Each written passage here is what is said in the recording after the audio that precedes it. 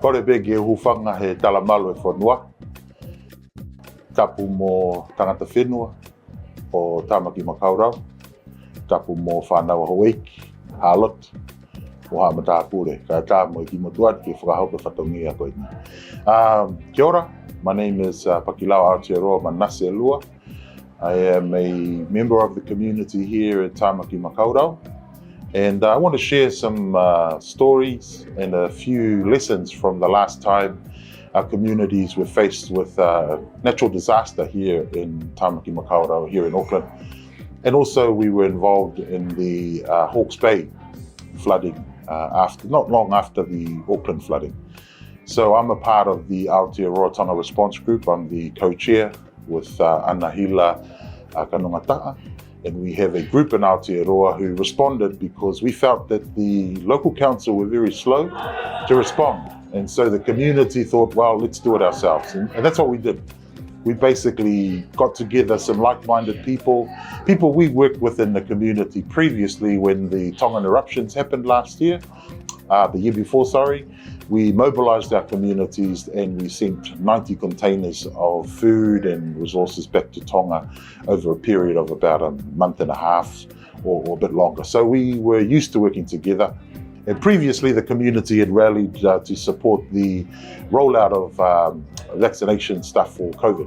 So we'd been working together as a community, but one of the challenges we had was how do we get resources? You know, there's no money available. Secondly, there are people who have to work, so there's no one who has free time available. And the other one is how do we mobilize our communities to share a bit of time, put a bit of muscle, and to come and help.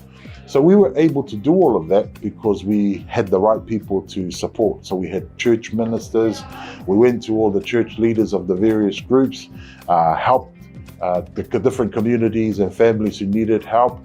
As you all know, the response from the council was slow at first in terms of the flooding. Places like Mangere and Wellington and others were basically left to their own devices. Out West Auckland, you saw pictures of people having to rescue themselves out of their homes because of the slow response. Now, I'm not saying that it was entirely the fault of the local council, but the sheer amount of water that flowed through that small period of time because of things like climate change, that's going to be the norm. So I think the government were caught off the hop and they just couldn't respond in time. So as a community, sometimes we have to take our own destiny into our own hands. And sometimes the best way to do that is just like what the Nike logo says, just do it. And that's what we did.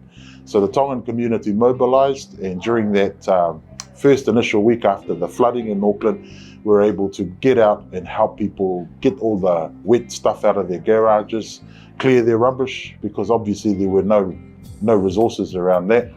And we were able to go in there, get some trucks, volunteers. We had a team of about 80 volunteers, just go around Mangere and collect all the rubbish, help people move all of the wet stuff out of their garages and strip out the carpet and all that. And we did all that for free. We had a bit of help from various groups like Aotearoa, which is the Aotearoa Tonga Health Workers Association in Otahuhu, where we were based. And just want to acknowledge all of the churches and people from our communities who came and supported.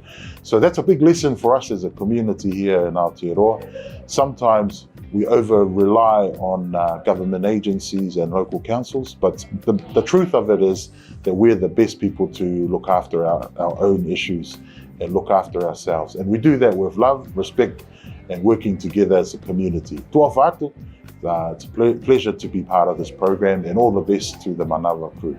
Malo.